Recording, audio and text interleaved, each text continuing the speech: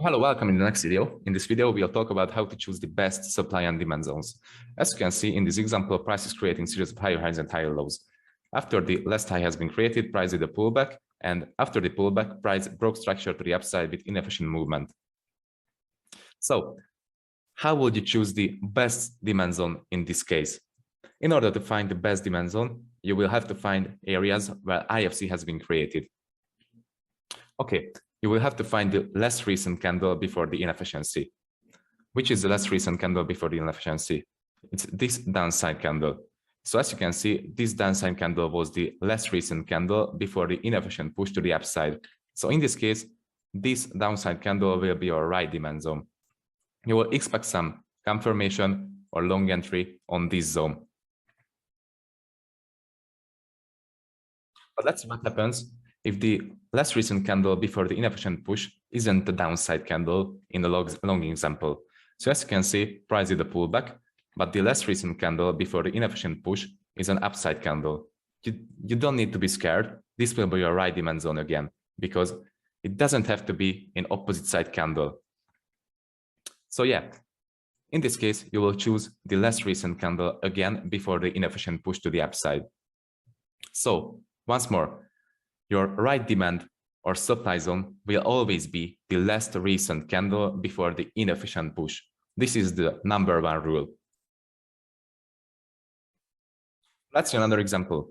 In this case, price is creating a series of higher highs and higher lows again. After the last high has been created and the pullback happened, price started to slow down and started to create efficient movements. As you can see, all of these movements are efficient.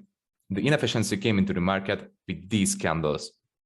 So in this case, we won't choose the last opposite side direction candle, so this zone, because it didn't create any inefficiency. Which candle created the inefficiency? This one again. So the last recent candle will be your right demand zone or supply zone before an inefficient push.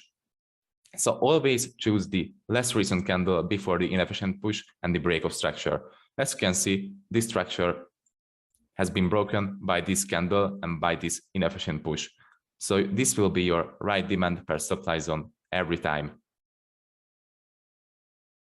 So let's see a live example for the best zone selection and the inefficient push. So as you can see in this region, price created a pullback with this candle, and after that, inefficient movement happened by these three candles. Which zone caused the inefficient push? It was caused by this downside candle. So this will be our right supply zone. And as you can see, we have an upside candle before this candle, but this upside candle didn't cause the inefficiency. The inefficiency was caused by this supply zone, by this downside candle. And as you can see, after this candle, the inefficient push came into the market. So this will be our right supply zone. Okay, let's talk about the long examples. As you can see in this region, price is creating series of higher highs and higher lows. Let's start from this region.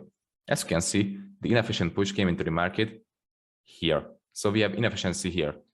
We will have to find the less recent candle before the inefficiency has been created. Which is that candle? It's this one.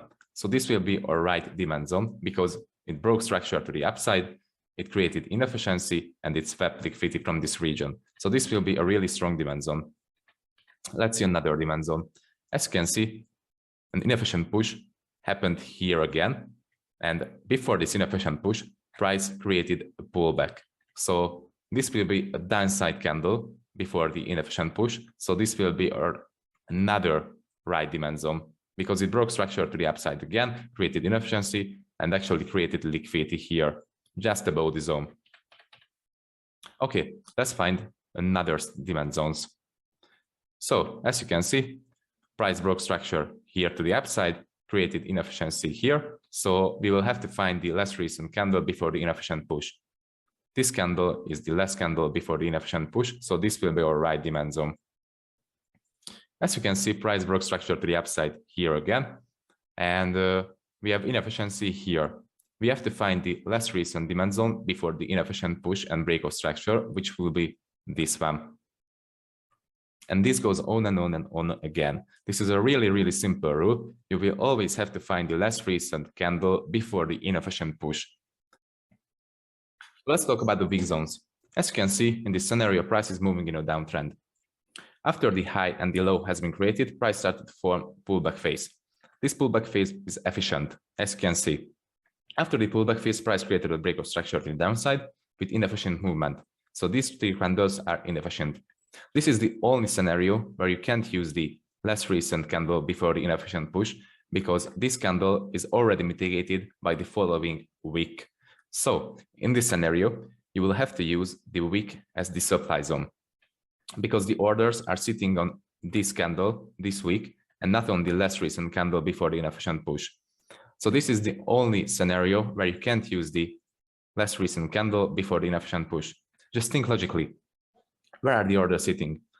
They are sitting on this wick.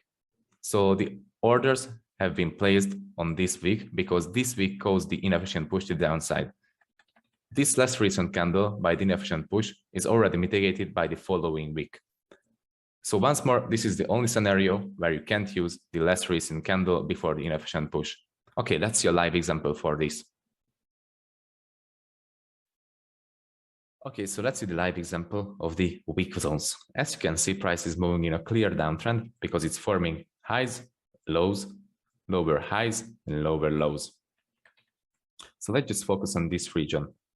I will just zoom in.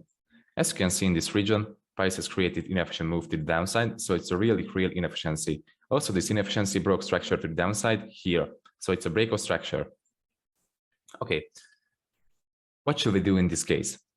Normally, we will look for a less recent candle before the inefficient push and the break of structure, and the less recent candle will be this one, because this candle is inefficient, this candle is inefficient, and this is inefficient. So the less recent candle will be this. But in this case, this candle has been already mitigated by the following candles wick. So the orders are sitting on this wick and not on this candle, because this candle has been already mitigated. So in this case, this will be our right supply zone.